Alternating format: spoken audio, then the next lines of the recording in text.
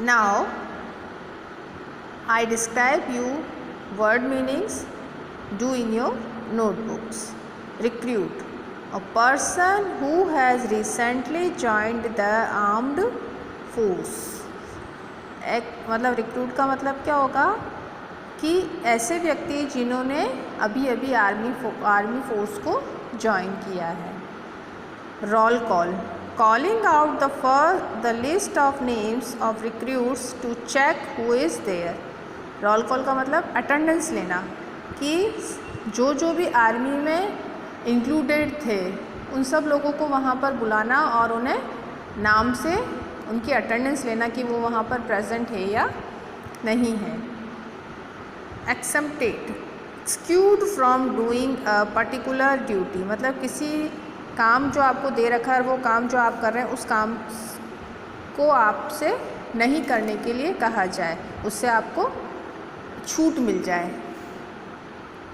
Fatigue duty, duties such as cleaning and cooking carried out in fatigue that is loose clothes instead of uniforms, मतलब ऐसी duty जैसे सफाई करना, खाना बनाना या कुछ और सामान इधर से उधर करना, तो थका देने वाली जो काम होते थे उसे फैटिग ड्यूटी में डिस्क्राइब किया गया है.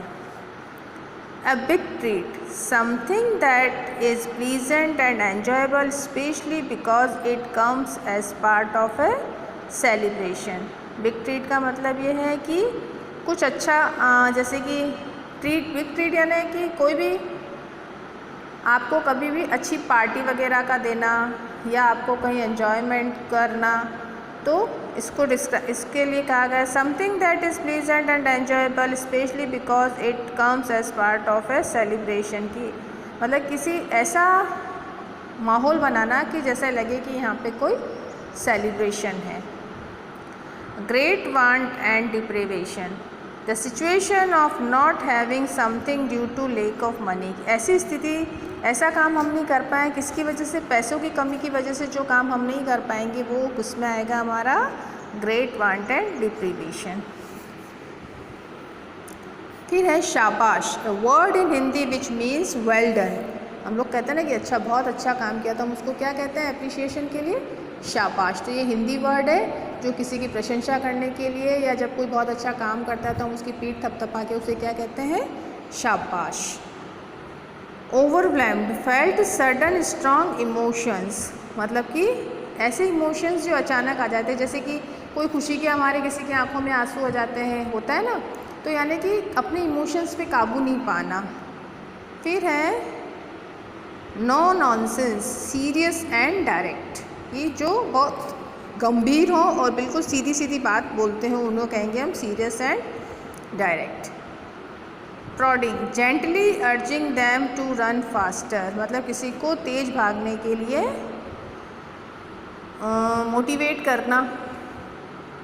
डंडा, a word in Hindi which means stick, ये क्या हिंदी का वर्ड है जिसका मतलब क्या होता है, लकड़ी. जैसे बहुत सारे टीचर्स के पास होती है, घर में भी होता है ना, जैसे मम्मी पिटाई करती है तो वो क्या होता है, डंडा. फिर है उसके हमारे बाद cynosure, a person who is the focus of everyone's attention, ऐसा व्यक्ति जो सब लोगों का अटेंशन, मतलब कि जिसने कुछ काम अच्छा किया और सभी लोग उसी को देखते रहते हैं और सोचते हैं कि ये आगे भी कुछ अच्छा करेगा. ठीक है, तो these are these word meaning which I describe, do in your notebook. समझ में आ रहा है आपको, ये आपको अपनी नोटबुक्स में करने हैं. और read this chapter very carefully, if you have any doubt ask me. Here are a para which want to tell us, underline the sentences that indicate that the writer looks upon or compares his career itself to a race or a marathon. para 4, जैसे हमने जो para 4 पढ़ा है उसमें आपको ऐसी कुछ lines देखनी है जिससे आपको पता चलेगा कि यहाँ पर उसकी कितनी इच्छा थी कि उसे बहुत अच्छा एक एथलीट बनना है, या उसने जो मैराथन जीता था उससे उसके मन में क्या क्या भावनाएं आई थी, वो उसको अपने को इसमें डिस्क्राइब करना है. In para 4 and 6 we find the writer has used words from Hindi such as shabash and danda. He chooses to use this words because अब क्या है कि डंडा और शाबाश ये दोनों तो हिंदी के वर्ड है ना, तो उन्होंने, हम लोग तो इंग्लिश का चैप्टर रीड कर रहे, तो उन्होंने ये हिंदी वर्ड्स इसमें यूज़ क्यों किए, उसका क्या रीज़न है?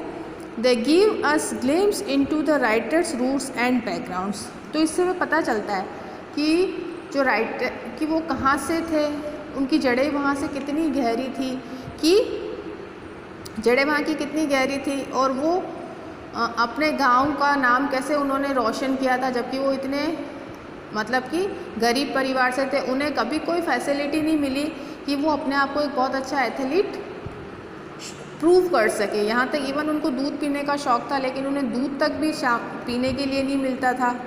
उनके पास जूते भी ऐसे नहीं हुआ कर, मतलब कि जब रनर जो होते हैं वो जूते पहन के दौड़ते हैं, लेकिन उन्हें ये चीज़ नहीं पता थी, तो वो नंगा पाँव बहुत अच्छे से दौड़ते थे। मतलब उनके पास ऐसी कोई फैसिलिटी नहीं थी जो ये उनको हेल्पफुल हो कि उनको अच्छा एथलीट बना सके। मतलब आर्मी में जाने से पहले उन्हें ये भी नहीं पता था कि ये ना जो दौड़ना है ये एक तरीक़े का स्पोर्ट्स है, और वो इतना अच्छा स्पोर्ट्स है कि अपना नाम उसमें बहुत अच्छे से कमा सकते हैं। उन्हें कुछ भी नहीं पता था, वो बहुत एक पुअर फैमिली से थे और गांव से थे, तो उन्हें कभी भी किसी ने इस बारे में कभी कुछ नहीं बताया था कि ये बहुत अच्छा गेम है, तुम इसमें अपना करियर बना सकते हो या अपने इंडिया के लिए इसमें कुछ कर सकते हो। क्योंकि वहाँ के जो टीचर्स थे उनके स्कूल के, उन्हें भी नहीं पता था कि ऐसा कुछ होने वाला है। वो तो जब उन्होंने आर्मी ज्वाइन किया तब उनके बाद जाके उन्हें पता चला कि ये कितना अच्छा गेम है और वो कितना अच्छा इसमें कर सकते हैं। तो शाबाश और डंडा राइटर ने यही बताया है कि उनकी जो गाँव वाली जो लैंग्वेज थी उसको उस लैंग्वेज को और उस मतलब बैकग्राउंड को उनसे अटैच करने के लिए हम राइटर ने ये दो वर्ड्स यूज़ किए हैं। ठीक है, the English translation of these words would not have had the same effect. लेकिन अगर हम इसका इंग्लिश अगर हम पढ़ते हैं तो हम उसमें इतना अच्छा इफ़ेक्ट नहीं आएगा कि हम बोल सकें। जैसे कि शाबाश है, अगर हम इसको इंग्लिश में कहेंगे तो क्या कहेंगे? वेल डन, है ना। तो हम वेल डन में कैसे करते हैं कि सिर्फ थोड़ी सी पीठ थपथपा देते हैं, वेल डन, यही होता है ना। लेकिन जब हम किसी को शाबाश बोलते हैं तो क्या होता है कि हमारे अंदर से बहुत अच्छी फीलिंग आती है और हम उसको ज़ोर ज़ोर से उसकी पीठ थपथपा के बार बार बोलते रहेंगे, शाबाश शाबाश बेटा शाबाश, है ना। तो जब हम इस तरह से बोलते हैं तो हमारी लैंग्वेज में भी फ़र्क आता है और जो सामने वाला सुनता है उसको भी सुन के बहुत अच्छा लगता है, उसके अंदर और अच्छी फीलिंग आती है। जबकि वेल डन अगर हम बोलेंगे तो ठीक है, वेल डन, तुमने बहुत अच्छा वर्क किया, वेल डन, तो उसमें वो एनर्जी और वो पावर नहीं होती है जो वर्ड किस में हो रही है? शाबाश में, है ना। और जैसे डंडा है तो इंग्लिश में हम डंडे को क्या कहते हैं? स्टिक। तो स्टिक जैसे अगर मैं कह दूँ कि गुरु हवलदार, वो जैसे उनके गुरुजी थे, वो Guru Havaldar Singh is run with his stick, तो वो फ्लो नहीं आ पाएगा, वो हमें समझ नहीं आएगा कि हम कहना क्या चाह रहे हैं। तो ये जो दोनों वर्ड्स हैं, इन दोनों वर्ड्स से हमें पता चल रहा है कि ये दोनों वर्ड्स कितने एप्रोप्रिएट है उनकी ऑटोबायोग्राफी के लिए, और इससे हमें वहाँ पे कि कितना अच्छा ये एग्ज़ाम्पल मिलता है कि वो इतना स्ट्रगल किया उन्होंने, और इस स्ट्रगल के बाद उन्होंने अपने आप को अप्रूव किया कि वो बहुत अच्छा कर सकते हैं, और उन्होंने इंडिया का रनर के इसमें नाम किया और उन्हें खुद भी नाम मिल गया फ्लाइंग सिख। ठीक है, तो ये जो है आप इसको रीड करेंगे तो आपको समझ में आएगा। So the homework is do your word meaning in your notebooks. Okay, again note, and the next word meaning is Solomon is meaning sincere, disheartened, having lost hope or confidence. मतलब डिसहर्टेंड यानी किसी अपनी आशा किसी भी चीज़ के लिए छोड़ देना. Barracks, a group of buildings in which soldiers live, कि ऐसी बिल्डिंग्स जहाँ पर कौन रहते हैं? सैनिक रहते हैं. A rule of thumb, a practical way based on experience thaw it may not be technically correct. मतलब कि जैसे कि हम किसी दूरी को नाप लें, ये इतनी 5 मीटर, और हम उसकी बार बार उसी के चक्कर लगाया जाए तो ये ठीक है, हम अपनी प्रैक्टिस कर रहे हैं, लेकिन ये टेक्निकली सही नहीं है. उसके बाद है हमारा anticipated, expected, known to be likely. उसके बाद है grooming, standing to become a world class athlete, कि उन्होंने उसको एथलीट बनाने में मदद करी.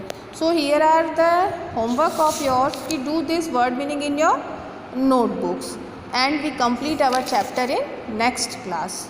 Okay.